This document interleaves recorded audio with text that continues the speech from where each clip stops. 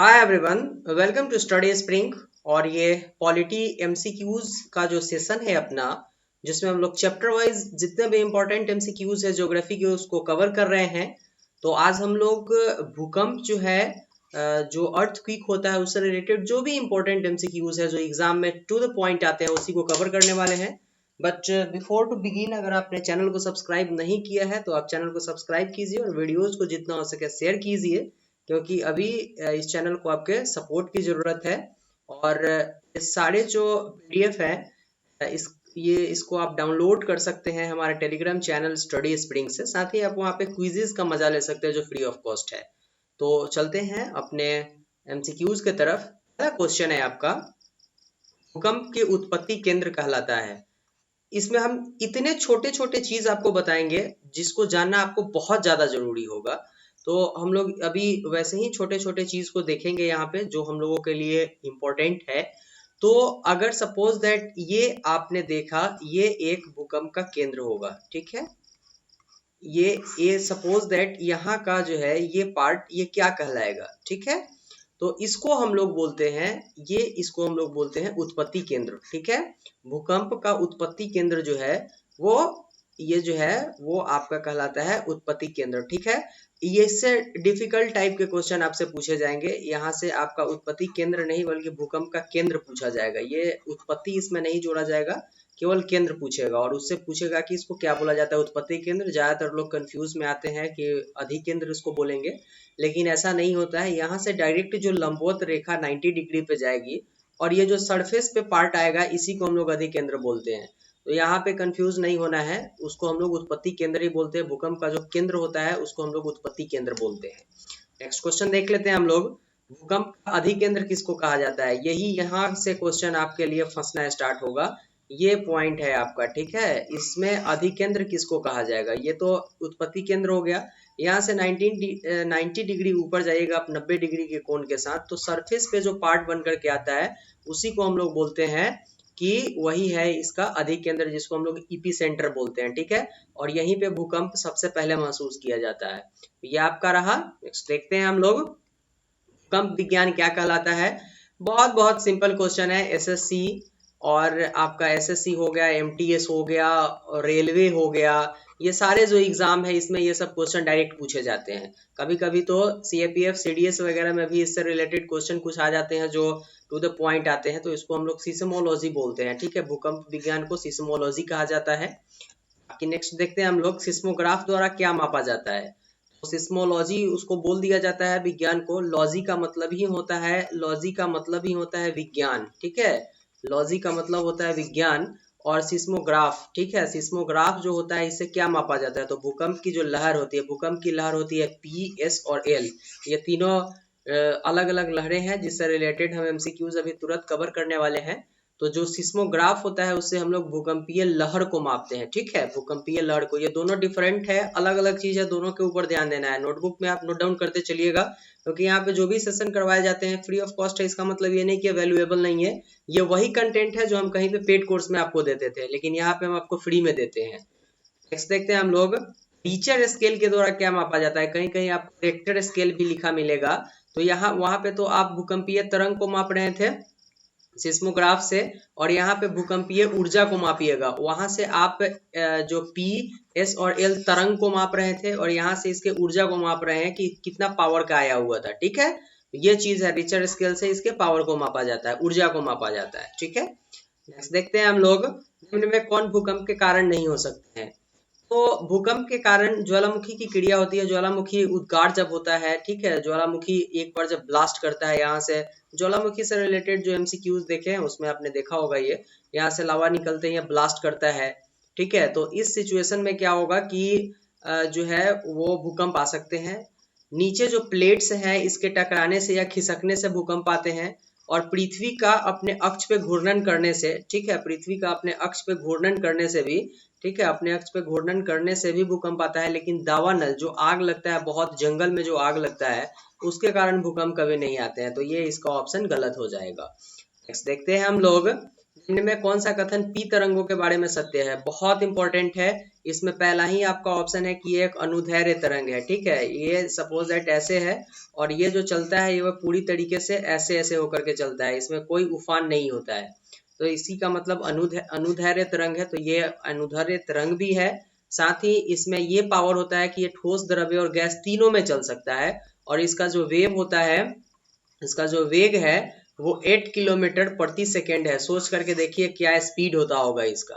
लेकिन आपसे पूछा है कि कौन सा कथन सत्य है, तो हम लोग पहले भी कल भी इस पे डिस्कस किए थे कि 3 सेकेंड एक्स्ट्रा टाइम देंगे केवल ये देखने के लिए कि क्वेश्चन में पूछा क्या जा रहा है। तो सत्य पूछा जा रहा है इसमें। तो ये तीनों जो स्टेटमेंट है ये तीनों के तीनों सत्य है, इसलिए राइट आंसर हम लोग इसका घ दे देंगे। देखते हैं हम लोग निम्न में से कौन सा एस तरंग के बारे में सत्य है। ठीक है, सत्य पूछा जा रहा है। तो ये पहले बोला कि अनुप्रस्थ तरंग है, तो ये जो होगा ना ये ऐसे ऐसे चलेगा। ठीक है, ये इस टाइप से चलता है। तो ये अनुप्रस्थ तरंग है। साथ में ये जो है वो द्रव्य माध्यम से नहीं गुजरता है, मतलब जो लिक्विड फॉर्म में होगा वहां से ये नहीं आएगा, जैसे पानी से होकर के ये नहीं जा सकता है। और इसका जो वेग होता है वो 1 किलोमीटर प्रति सेकेंड, 1 किलोमीटर प्रति सेकेंड होता है। ये बहुत स्लो स्पीड होता है इसका।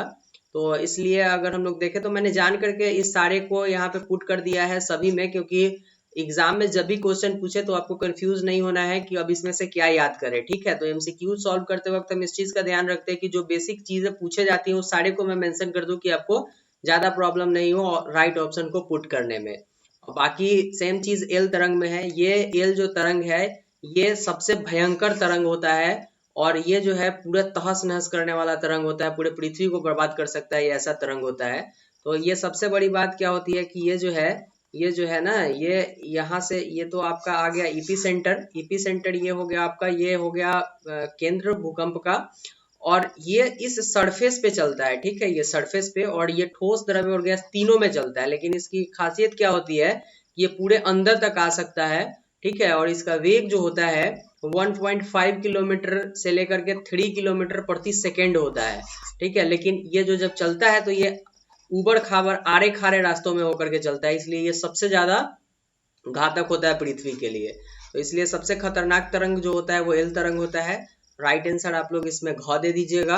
नेक्स्ट देख लेते हैं हम लोग, भारत के हिमालय क्षेत्र में भूकंप के क्या कारण है। सपोज दैट ये पृथ्वी है, ये आपका भूमध्य रेखा है, इस वाले एरिया में भूकंप आते हैं और यहाँ का जो पार्ट है ना इंडिया के लिए, ऐसे करके इंडिया का जो पार्ट है अगर देखे तो यहाँ से इंडिया का कुछ पार्ट जो हिमालय वाला है ये भूमध्य रेखा पर पड़ता है। ठीक है, तो ये जो आपका मध्य महाद्वीप पेटी है ये यहीं पे आता है भूमध्य रेखा के पास में। तो इस कारण से जो है वो हिमालय वाले क्षेत्र में क्या होता है, तो भूकंप आते हैं, बहुत जोरदार भूकंप आते हैं, विनाशकारी भूकंप आते हैं। ठीक है, देखते हैं हम लोग भूकंप की तीव्रता मापन कितने विधि से की जाती है। तो भूकंप की तीव्रता मापन जो है ये दोनों विधि से की जाती है, मर्केरी मापन और रीचर मापन।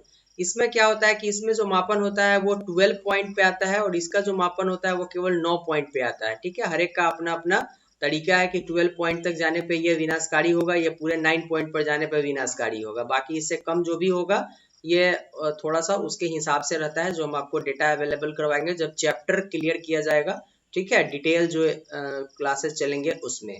राइट आंसर इसका ग हो जाएगा। अभी दोनों तरीके से भूकंप का मापन किया जाता है, मर्केरी मापन के साथ साथ रीचर मापन के साथ भी। नेक्स्ट देखते हैं हम लोग, भूकंप आने से पहले वायुमंडल में किस गैस की वृद्धि होती है। वीवीआई क्वेश्चन है, 8 बार एग्जाम में पूछा गया हुआ है, तो इसको आप नोट डाउन करते चलिए कॉपी में, क्योंकि पहले भी मैंने बताया कि यहाँ जो भी कंटेंट दिया जाता है वो फ्री तो होता है, लेकिन ये आपका जो फ्री कंटेंट होता है ना ये वही कंटेंट है जो आपको पेड कोर्स में कभी मिला करता था।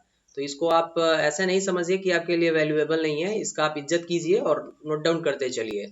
तो रेडॉन गैस जो होता है उसकी वृद्धि हो जाती है जब भूकंप आने वाली होती है तो उसके पहले, तो इससे अंदाजा लगाया जा सकता है कि भूकंप आने वाली है। तो ये था। बाकी आपके लिए जो इम्पोर्टेंट फैक्ट्स हैं जो आपको याद करने चाहिए वो भारत के जो भूकंप अनुसंधान केंद्र है उसको याद करना है। यहाँ से क्वेश्चन आता है तो इसलिए मैंने सारे डेटा ही दे दिया है आपको। ठीक है, ये दिल्ली में है, हैदराबाद, देहरादून, कलकत्ता, रुड़की, मुंबई, धनबाद, खड़गपुर, मुंबई, ये सारे जगहों पर जो भी आपके भूकंप अनुसंधान केंद्र है उसके लिस्ट है ये, इसको आप नोट डाउन कीजिए और पूरे को याद कर लीजिए। कुछ ऐसे चीज होते हैं जिसके शॉर्टकट नहीं होते। अगर आपको लगता है कि आप इसका शॉर्टकट बना सकते हैं तो बिल्कुल बनाइए, क्योंकि आप अपने तरीके से शॉर्टकट को बहुत आसानी से याद कर सकते हैं।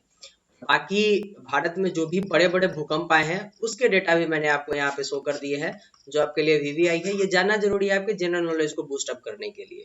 ठीक है, तो ये सारे चीज को जानिए और जितना हो सके पढ़ाई कीजिए मन से, और घर के अंदर रहिए। बाकी सारे कंटेंट तो हम लोग अवेलेबल करवाते ही हैं आपके लिए। तो ये था आज के वीडियो के लिए। लेकिन अगर आपने चैनल को सब्सक्राइब नहीं किया और आपको लगता है कि ये चैनल आपके लिए हेल्पफुल है, तभी आप इस चैनल को सब्सक्राइब कीजिए। और साथ में सारे पीडीएफ हमारे टेलीग्राम चैनल स्टडी स्प्रिंग से ले सकते हैं। और यहाँ पे डिस्कशन के लिए अलग मैंने चैनल लगा दिया है, क्योंकि यहाँ पे कुछ लोगों का हमसे कंप्लेन था कि भाई हम डिस्कस नहीं कर पाते हैं। तो स्टडी स्प्रिंग डिस्कस के नाम से भी, डिस्कशन के नाम से एक अलग टेलीग्राम चैनल है। वहाँ पे आप अपने सारे क्वेश्चन क्वेरीज अपने दोस्तों के साथ शेयर कर सकते हैं, उसके आंसर पा सकते हैं, वो आपके लिए हेल्पफुल है। और साथ में क्विजेज का मजा तो वहाँ मैं देता ही हूँ आपको। तो ये सारे इंपॉर्टेंट फैक्ट्स है जो आपको जानने चाहिए। तो ये था आज के वीडियो के लिए, जिसमें हम लोगों ने भूकंप मींस अर्थक्वेक के बारे में सारे इंपॉर्टेंट एमसीक्यूज को सॉल्व किया है। तो मिलते हैं नेक्स्ट वीडियो में। Thank you and good bye.